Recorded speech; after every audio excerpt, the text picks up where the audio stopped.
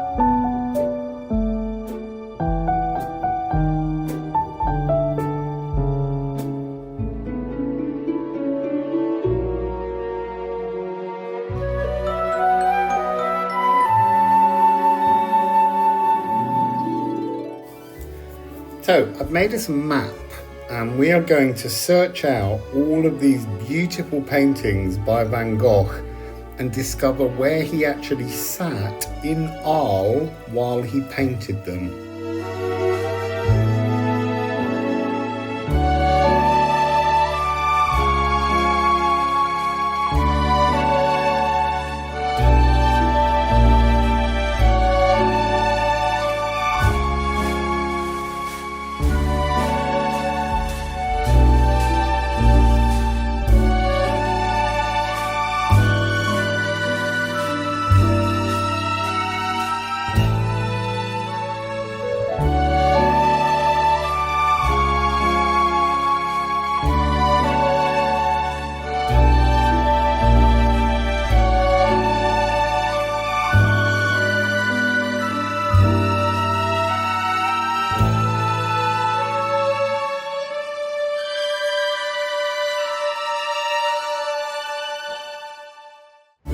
So I'm strolling around making a video for you of some really beautiful places. I mean, look at this.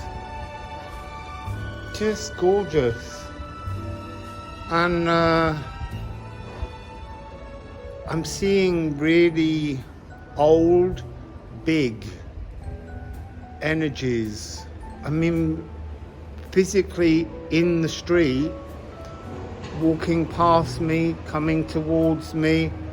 And I've been thinking that I suspect Vincent Van Gogh saw energy. I'm not happy to believe that he was just some kind of mad guy. So, very interesting. This street, big energies walking past me, zooming past me. There's something weird with space here. I'm following maps. I'm good at following maps. And then the places aren't there. And then when I look at the map, it's moved. It's not in the same place on the map. It's really, really interesting. Like there's ancient stretches in time or something. I don't know. So I need to remember that Monday is not the start of the week in France because everywhere's shut. I want a coffee and a croissant. And I just pressed open now on the map and every single cafe vanished. So here is the famous painting, The Cafe at Night, and here is the very same scene, only it's a lie.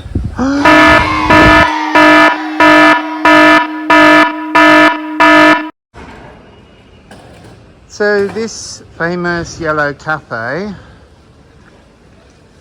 with the view is a complete lie.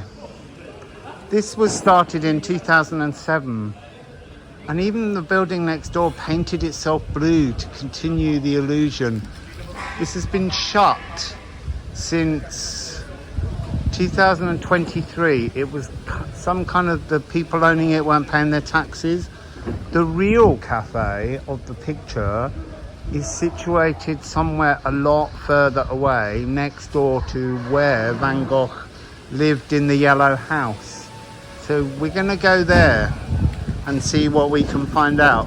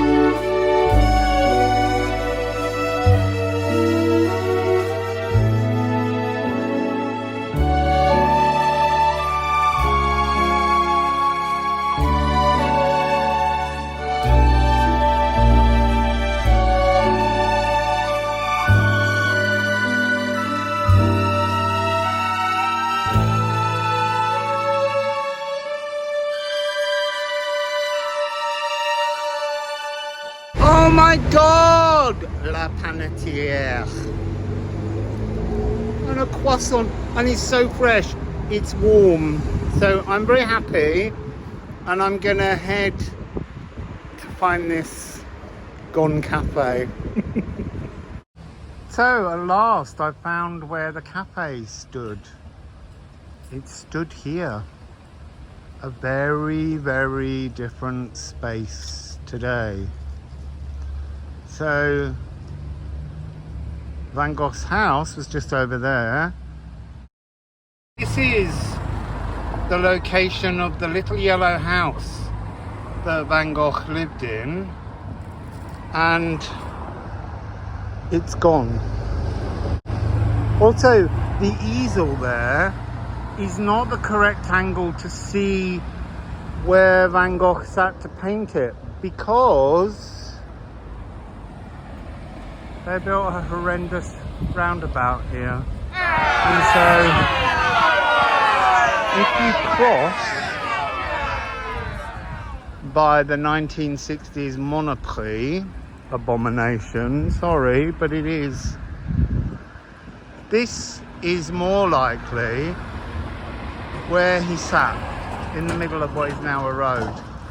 This is where I imagine the little yellow house stood until it was flattened by a bomb. And so I placed my clogs to represent Van Gogh where I imagine the front door may have been. I just love these trees. Amazing branches and shapes. And this one here seems to be in the ground just where the yellow house was. So I'm sitting here on the spot. I'm sitting here where the yellow house stood.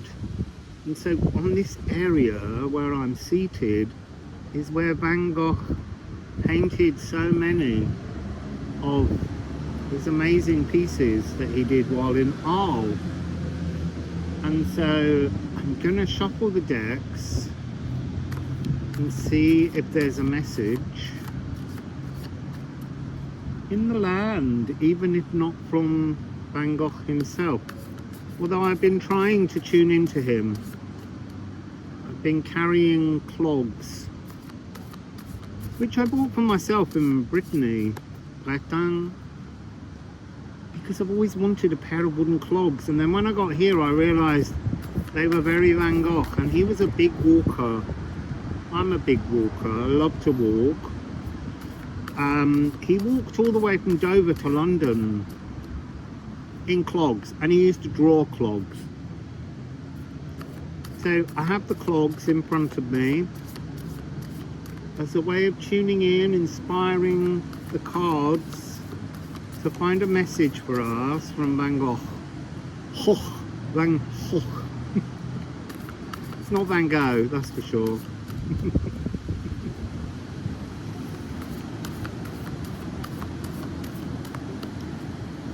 There's nothing. You see, there's something about that energy, just as a way of sort of saying, I've been picking up an energy of Van Gogh dropping off, because, I mean, dropping off, what do I mean? I mean, like, there's been an energy of sort of like questioning the notion of whether it was suicide or murder, but it's like, this time, it certainly feels like the empty clogs represent Van Gogh not wanting to be here when the memory of him has been so filled with lies. I mean, if you go online, there's all the stories about, did he have syphilis? Who cut off his ear? You know, was he mad? Was he eating paint? And they're all lies and deceptions and falsehoods.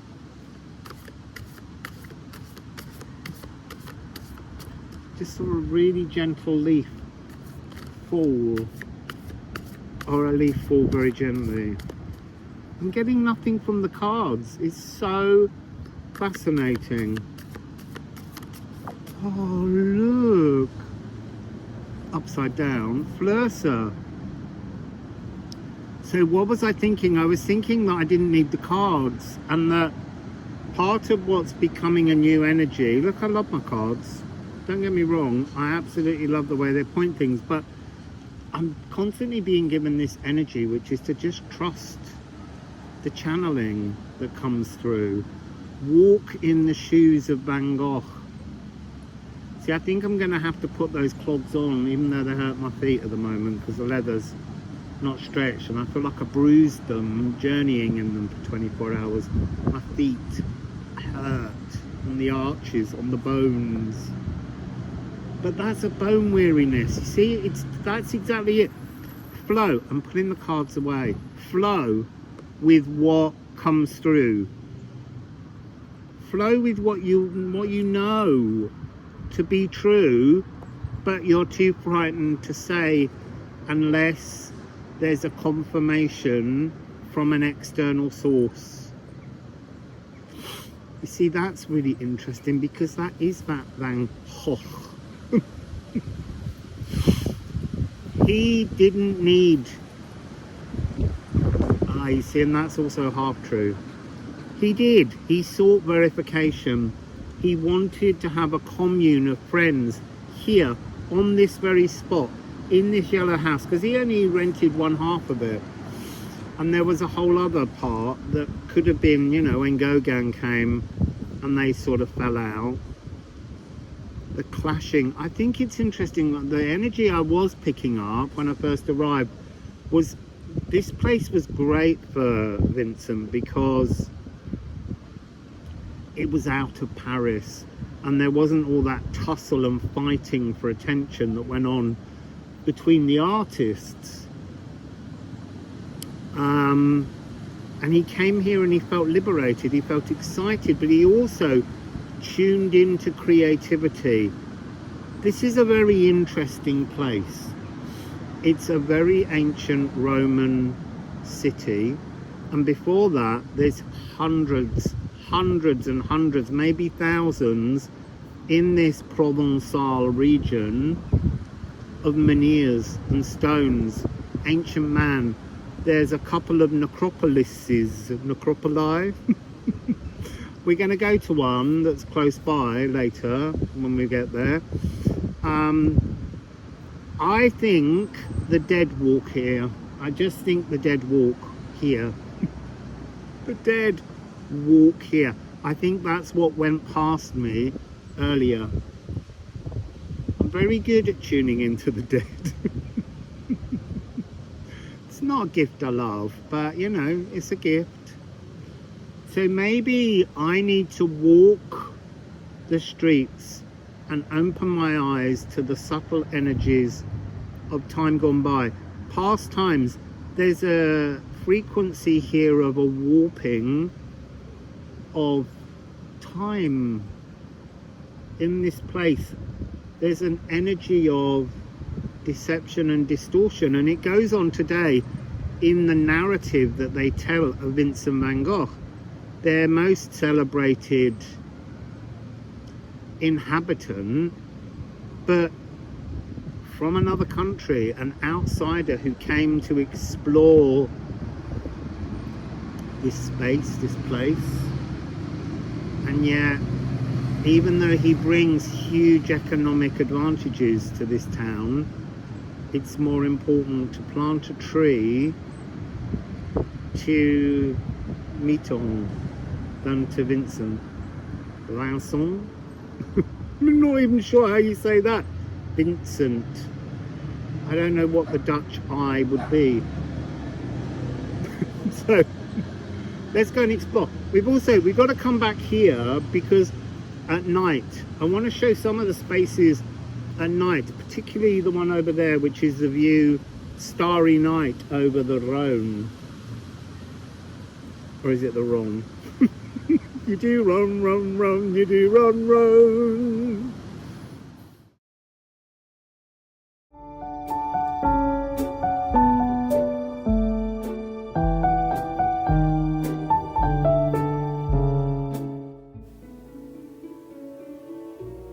Here we are in the footsteps of Vincent van Gogh at the arena and the painting Les Arènes d'Arles, but it's 180 degrees in the wrong direction. The arena's behind you.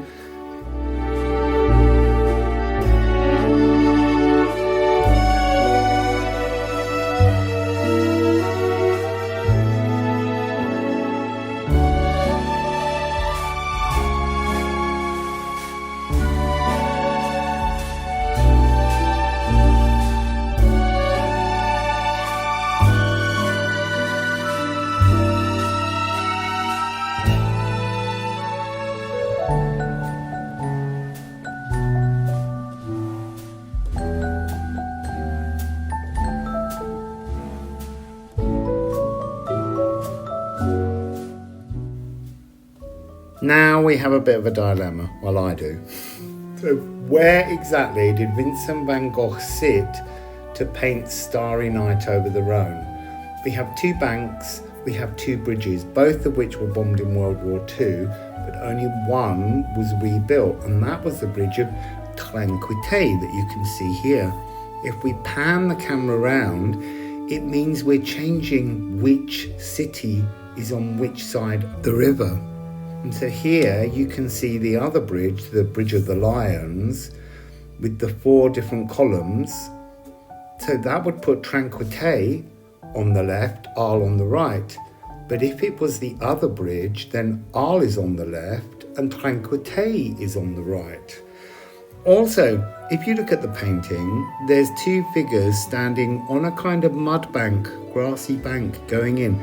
This has obviously been modernised so that ships can dock, again creating confusion. What we really need to do is kind of return here at night and see what we can see of the silhouettes, as if by magic. Here we are. We can see the view and we can see the little towers that stick up. So I asked lots of people, and in the end we kind of all decided that this Tranquillité bridge was the one that you can see in the painting.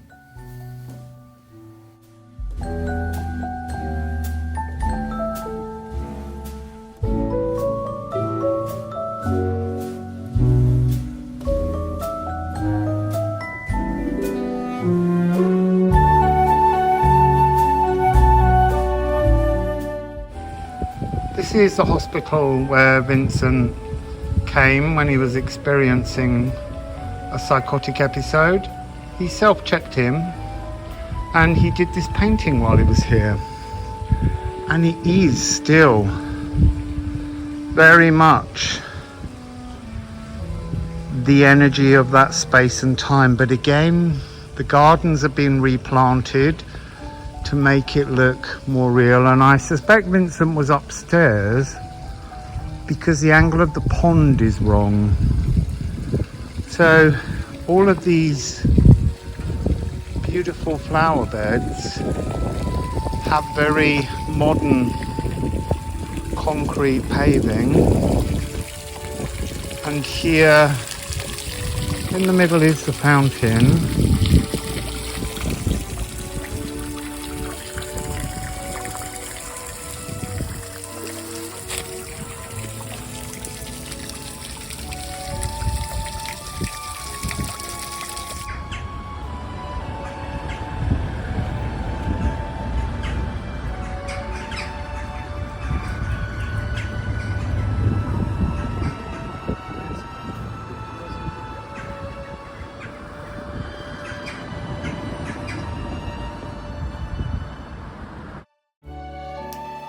So while imagining I wouldn't actually find this particular scene because plants are annuals often and they will change, I was pretty shocked to discover a piece of tribute art to Vincent Van Gogh in which he looks absolutely petrified what they've done to his memory. So here's another odd thing.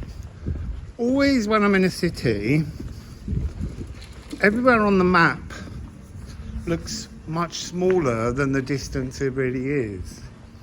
But here, every time I look at a map, everywhere in the actual city is much smaller, and I keep walking past everything.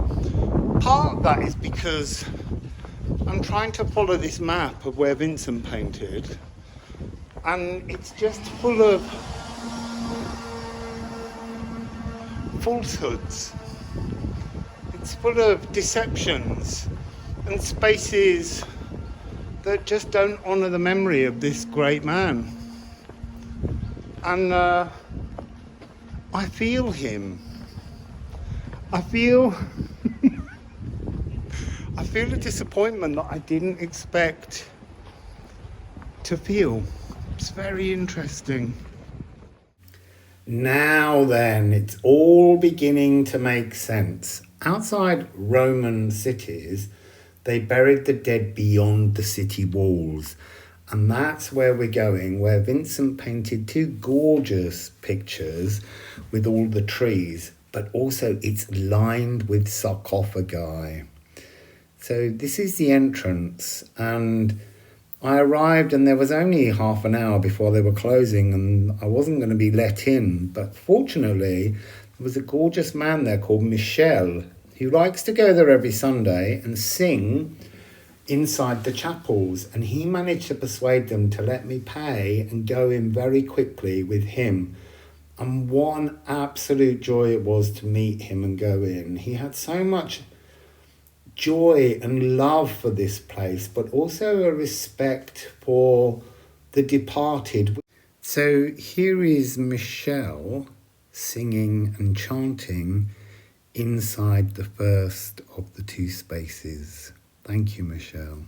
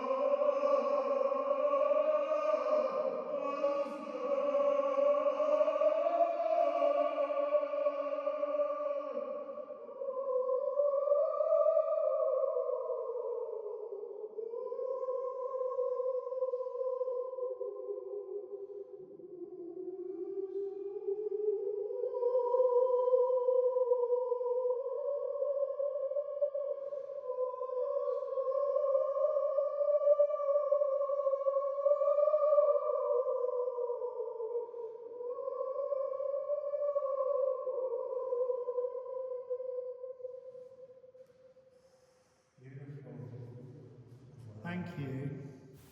And then Michel let me have a go at singing in there, and his reaction was just so kind.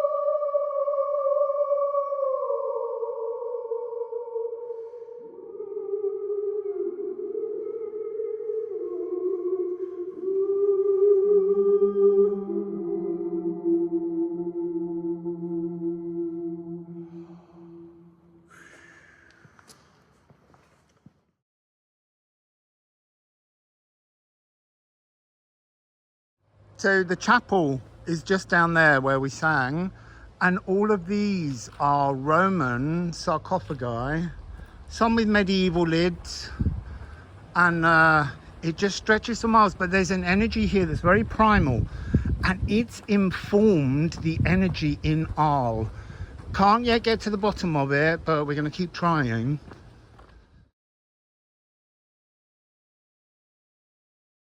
Here we have l'escalier de pont de tranquillité. I think that's how you say it. So, here it is. It is very similar. It no longer has the high roof over it, and it has the addition of a portaloo. Very pleasant. Standing on this bridge with its much lower balustrades, I kind of wonder whether the earlier bridge before it was bombed had some kind of glass enclosure or something, maybe to assist women in long Victorian dresses from being blown away because it was so windy up here. This, I walked past it several times.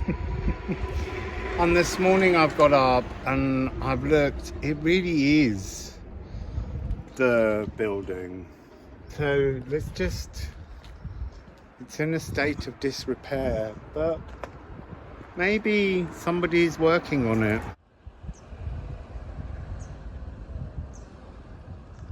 This just feels like an Airbnb letting opportunity. I'm leaving Arles this morning. Here are the original ramparts, the wall, and I finally tracked down the much, don't mention the brothel painting. I want to just say it's very much in a different energetic style. It lacks the frequency of the movement that I see in so many of the other paintings. I just wonder about it. There's something wonky but interesting. Did Van Gogh see less esoterically when engaging in the world of the brothel and alcohol? I don't know. I'm just posing an idea. So here is where the brothel was. It's another one. Did he get bombed in the war? Because there's a big hole in the wall here. So maybe. Sorry, I'm not doing that very well.